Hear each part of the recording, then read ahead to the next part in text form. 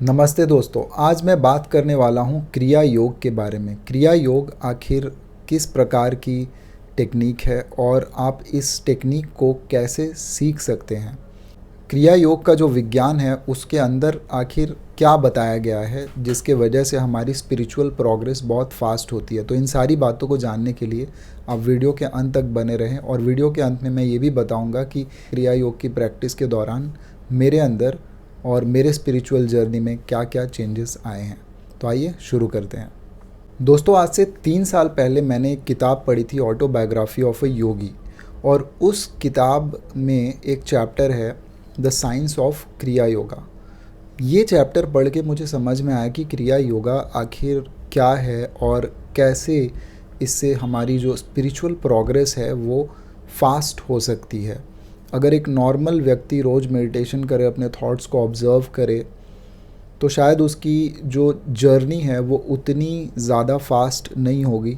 लेकिन अगर आप क्रिया योगा सीखते हैं, अगर आप अपने ब्रेथ को रेगुलेट करना सीख लेते हैं क्रिया योगा के माध्यम से, और जब आप इसे प्रैक्टिस करते हैं regularly each and every day, सुबह और रात को, तो फिर आपकी जो प्रोग्रेस है वो बहुत ही ज़्यादा फास्ट हो जाती है। आपकी हज़ारों लाखों साल की जो प्रोग्रेस है वो आपके इस लाइफ टाइम में आराम से हो सकती है 8 या 10 सालों में। ये है क्रिया योगा का पावर। दोस्तों, ऑटोबायोग्राफी ऑफ ए योगी पढ़ने के बाद ही मुझे योगानंद के बारे में पता चला, और योगानंद से मुझे उनकी जो गुरु शिष्य की जो लीनिएज है उसके बारे में पता चला। लेकिन सबसे पहले आते हैं इस चैप्टर के बारे में जो मैं बता रहा था। इस चैप्टर में योगानंद ने ये बताया है कि क्रिया योगा की जो तकनीक है वो कहीं खो गई थी, जो कि भगवान श्री कृष्ण ने अर्जुन को दी थी कुरुक्षेत्र में। कुरुक्षेत्र में जब अर्जुन युद्ध छोड़ के भाग रहे थे, उस समय में भगवान श्री कृष्ण ने उन्हें रोका और उन्हें समझाया कि उनका कर्म क्या है, उनका धर्म क्या है और उन्हें क्या करना चाहिए।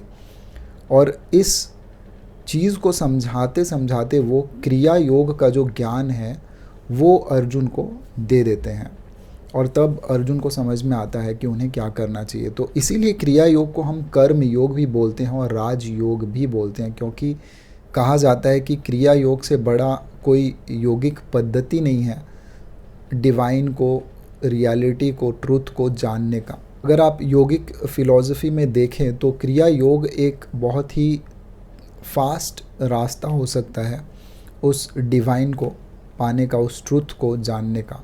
भगवान श्री कृष्ण ने गीता में भी ये बताया है, क्रिया योग की पद्धति को थोड़ा एक्सप्लेन किया है, और वही चीज़ इस किताब के इस चैप्टर में भी एक्सप्लेन की गई है कि आखिर क्रिया योग किस प्रकार से की जाती है और ये विज्ञान कैसे काम करता है। तो इसमें ब्रेथ के बारे में बात करते हैं भगवान श्री कृष्ण, और कहते हैं कि हमारी जो इन्हेलेशन और एक्सहेलेशन है, हम जब इन्हेल करते हैं तो उसे एक्सहेलिंग ब्रेथ में ऑफ़र करते हैं, और जब हम एक्सहेल करते हैं तो उसे इन्हेलिंग ब्रेथ में हम ऑफ़र करते हैं। इस प्रकार से हमारी जो ब्रीदिंग है उसे हम रेगुलेट करने की कोशिश करते हैं रेगुलर प्रैक्टिस के दौरान। और जब हमारे ब्रेथ पे फुल कंट्रोल हमारा आ जाता है तो फिर हमारे जो बॉडी सेल्स हैं उनको ऑक्सीजन की ज़रूरत पड़ती नहीं है, क्योंकि फिर हमारी जो बॉडी है वो लाइफ फोर्स पे सस्टेन करती है। इसमें होता क्या है, जब हम इस प्रक्रिया को करते हैं तो हमारे पांचों जो सेंसेस हैं इनके थ्रू जो भी हमारी एनर्जी की लीकेज होती है वो लीकेज बंद हो जाती है, और फिर हमारी जो एनर्जी का फ्लो है, हमारी जो तीनों नाड़ियां हैं, ईडा, पिंगला और सुषुम्ना, ये 3 नाड़ियों से ही प्राण का फ्लो मेनली चलता है हमारे शरीर में। हमारे जो दोनों नॉस्ट्रिल्स हैं, आप देखेंगे कि इनमें जो ब्रेथ की जो रेट है इन दोनों नॉस्ट्रिल्स में ये वैरी करती है।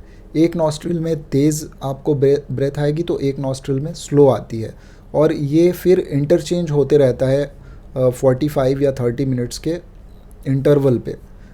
तो ऐसा हर व्यक्ति के साथ होता है। इसी से आपको समझ में आता है कि हमारा जो प्राणों का जो रेगुलेशन है वो किस प्रकार से चलता है हमारे शरीर में, लेकिन इसे हम अभी कंट्रोल नहीं करते हैं। लेकिन जब हम क्रिया योगा सीखते हैं, हम जब ब्रीदिंग टेक्निक पे फोकस करते हैं तो फिर कंट्रोल हमें अपने प्राणों पर आता है और हम फिर प्राणायाम कर पाते हैं। और एक बात मैं यहाँ पे कहना चाहूँगा कि अगर आप प्रत्याहार की स्टेज तक नहीं पहुँचते हैं योगा के प्रैक्टिस में, तो फिर आप प्राणायाम नहीं कर पाएंगे। लेकिन क्रिया योग एक ऐसी टेक्निक है जिसे करके आप प्रत्याहार तक इजीली पहुंच सकते हैं और प्राणायाम कर सकते हैं। तो दोस्तों, मैं बता रहा था कि किस प्रकार से प्राणों को रेगुलेट किया जाता है और फिर हम अपने बॉडी सेल्स को सस्टेन कर सकते हैं बिना ऑक्सीजन के। और वहीं पे उसी समय जब इस प्रकार से हम अपने बॉडी सेल्स और अपने माइंड, अपने ब्रेन सेल्स को सस्टेन करते हैं, तो फिर हमारी जो एजिंग की प्रोसेस है वो स्लो हो जाती है। न केवल स्लो हो जाती है, वो स्टॉप हो जाती है। वहाँ पे एजिंग होती नहीं है, सेल्स का जो डीके है वो बंद हो जाता है। और यही खासियत है क्रिया योग की टेक्निक की। जितने भी योगी होते हैं, जब भी वो क्रिया योग की प्रैक्टिस करते हैं तो उनके साथ भी यही होता है। यही कारण है कि जो क्रिया योगी जितनी ज़्यादा प्रैक्टिस करता है क्रिया योग की, उसकी जो एजिंग की प्रोसेस है वो उतनी ही स्लो हो जाती है। और कुछ कुछ योगी ऐसे हैं हिमालय में अभी भी, जो कि कितने 100 साल, 1000 साल से इस टेक्निक की प्रैक्टिस कर रहे हैं और जिनकी एजिंग स्टॉप हो चुकी है, जिनमें कि महाअवतार बाबा जी का भी नाम आता है। तो दोस्तों, यहाँ पे मैं बताना चाहूँगा कि क्रिया योग की जो टेक्निक है वो कहीं ना कहीं लुप्त हो गई थी जब भगवान कृष्ण ने अर्जुन को दी थी, और उसके बाद से ये टेक्निक चलते आ रही थी। लेकिन बीच में एक समय ऐसा आया था कि ये टेक्निक कहीं ना कहीं खो गई थी और लोगों को इसके बारे में पता नहीं था। लेकिन वापस महाअवतार बाबा जी ने इस टेक्निक को इंट्रोड्यूस किया और ये टेक्निक वापस गुरु शिष्य परंपरा के हिसाब से चली आ रही है हमारे भारत में। तो महाअवतार बाबा जी के जो शिष्य थे वो लाहिरी महाशय जी थे। लाहिरी महाशय जी के जो शिष्य थे वो श्री युक्तेश्वर गिरी जी थे, और युक्तेश्वर गिरी के जो शिष्य थे वो योगानंद थे। और इस जो गुरु शिष्य की जो लीनियज है वो यहीं पे योगानंद तक ही स्टॉप होती है। और यहाँ पे योगानंद ने क्या किया कि उन्होंने बहुत सारे मेडिटेशन सेंटर्स खोल दिए ताकि उन मेडिटेशन सेंटर्स में जाके लोग क्रिया योग को सीख सकें। तो दोस्तों, जब मैंने ये किताब पढ़ी तो मैं भी YSS के मेडिटेशन सेंटर में गया, ये देखने, ये जानने की आखिर कैसे सिखाते हैं ये लोग इस टेक्निक को। क्या ये ऑथेंटिक है ये मेडिटेशन सेंटर? क्या यहाँ पे आप सच में जाके इस टेक्निक को सीख सकते हैं?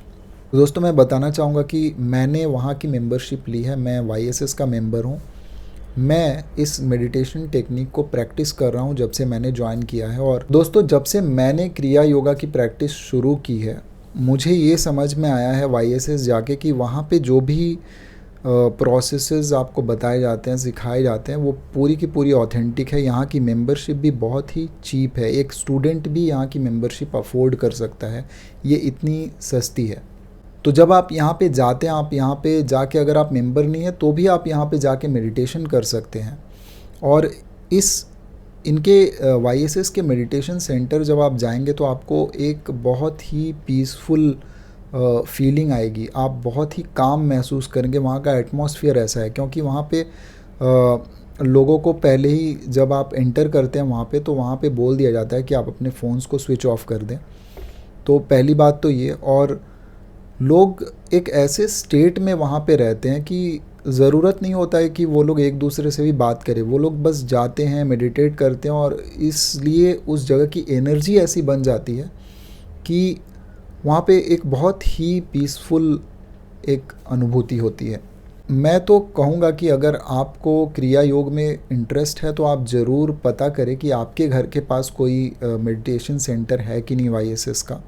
क्योंकि मैंने जब पता किया तो मेरे घर से 20 मिनट्स के डिस्टेंस पे ही वो मेडिटेशन सेंटर था, तो मुझे ज़्यादा तकलीफ़ नहीं हुई ये ढूंढने में, और मैं चला गया। और जब से मैं ये क्रिया योग की प्रैक्टिस कर रहा हूँ तो मैंने ये देखा है कि ज़ेन योगा की प्रैक्टिस और क्रिया योग की प्रैक्टिस जब मैं साथ में कर रहा हूँ, क्योंकि ये दोनों ही क्रिया योग का ही एक पार्ट है, तो प्रोग्रेस जो है आपकी वो काफ़ी फास्ट होती है। एटलीस्ट आपके ब्रीदिंग में आप ये फील कर पाएंगे जब आप ब्रीदिंग करते हैं। जब आप ज़ेन योगा में 3 स्टेप रिदमिक ब्रीदिंग सीखते हैं और इसके साथ साथ जब आप मेडिटेशन में क्रिया योग की प्रैक्टिस करते हैं, तो ये दोनों टेक्निक्स मिलके आपके ब्रीदिंग के रेट को काफ़ी अच्छे से रेगुलेट कर देते हैं और फिर यहाँ से जो आपकी प्रोग्रेस है वो जल्दी होने लगती है। ये मेरा खुद का एक्सपीरियंस है। जब भी मैं मेडिटेशन करने बैठता हूँ तो मुझे मेरी ब्रीदिंग जो है वो बहुत ही स्लो हो जाती है। एटलीस्ट इतनी स्लो हो जाती है कि 1 मिनट में 3 या 4 ब्रेथ आते हैं। कभी कभी ब्रेथ बीच में स्टॉप भी हो जाती है, जहाँ पे मुझे ये महसूस नहीं होता कि मुझे ब्रीद इन करना है या ब्रीद आउट करना है। तो ऐसी भी एक स्टेट फील होती है मेडिटेशन के टाइम पे। और अगर आप रेगुलर प्रैक्टिस करें, रोज़ प्रैक्टिस करें, तो हो सकता है कि 2-3 साल के बाद आपको भी इस तरीके की प्रोग्रेस महसूस हो आपके स्पिरिचुअल जर्नी में। और आपकी जो माइंड के साथ जो होता है, आपका जो मेंटल स्टेट है वो इतना काम हो जाता है, आप हर सिचुएशन को बहुत ही ईजीली और कामली हैंडल करते हैं। आप लोगों के साथ अननेसेसरी आर्ग्यूमेंट्स में या झगड़े में आप जाते नहीं हैं, क्योंकि आपको पता है कि आपको आपकी एनर्जी जो है वहाँ पे वेस्ट नहीं करनी है। हाँ, ऐसा ज़रूर है कि अगर आप क्रिया योग या ज़ेन योग की जब प्रैक्टिस करेंगे तो हो सकता है कि हम इस डेली लाइफ से तो बच नहीं सकते ना। तो ऐसा हो सकता है कि डेली लाइफ में कुछ आपको ऐसे लोग मिल जाएं जो आपको इरिटेट कर सकते हैं, जो आपको गुस्सा दिला सकते हैं, लेकिन कभी आपका जो गुस्सा और इरिटेशन है वो उस लेवल को क्रॉस नहीं करेगा जहाँ पे आप कोई भी ऐसी रिएक्शन देंगे जो कि बहुत ही वायलेंट हो। तो अगर आपको गुस्सा आएगा भी तो आप उस गुस्से को ऑब्ज़र्व कर पाएंगे, आपके अंदर वो कैपेबिलिटी डेवलप होगी जो मेरे अंदर डेवलप हुई है। तो जब मुझे गुस्सा आता है, जब मुझे इरिटेशन होती है, तो मैं उसे ऑब्ज़र्व कर पाता हूँ। और मेडिटेशन से जब आप बैठते हैं अपने थॉट्स को ऑब्ज़र्व करने मेडिटेशन के दौरान, तो आप इसी चीज़ की प्रैक्टिस करते हैं और ये प्रैक्टिस आपको काम आती है आपके डे टू डे लाइफ में। ये जो एक्सपीरियंस थी वो मेरी एक्सपीरियंस थी कि मैंने क्रिया योग से क्या सीखा। और क्रिया योग की टेक्निक, क्योंकि ये सीक्रेट है और ये गुरु शिष्य परंपरा से ही आगे बढ़ती है, तो मैं क्रिया योग स्टेप बाय स्टेप मैं आपको सिखा नहीं सकता। बट मैं आपको एक चीज़ बता सकता हूँ कि मैंने जो किताब पढ़ी है ऑटोबायोग्राफी ऑफ अ योगी, वो इतनी अच्छी किताब है कि अगर आप पढ़ेंगे तो आपको कुछ ना कुछ तो समझ में आएगा स्पिरिचुअलिटी के बारे में और क्रिया योग के बारे में। और मैं चाहता हूँ कि मैं इस किताब की एक सीरीज़ बनाऊँ, चैप्टर वाइज सीरीज़। अगर आप भी चाहते हैं कि आप इस सीरीज़ को देखें तो आप प्लीज़ कमेंट करके मुझे बताएं कि ये सीरीज़ मुझे स्टार्ट करनी चाहिए या नहीं। जैसे कि मैंने ज़ेन योगा की सीरीज़ बनाई थी, बिल्कुल उसी प्रकार से। पिछले वीडियो में मैंने 3 स्टेप रिदमिक ब्रीदिंग बताई थी, जिससे कि आप ब्रेथ को रेगुलेट कर सकते हैं। तो वो वीडियो आप यहाँ पे जाके देख सकते हैं अगर आपने अभी तक नहीं देखी है। तो दोस्तों, क्रिया योग के बारे में आज के लिए इतना ही। मिलते हैं अगले वीडियो में। नमस्ते।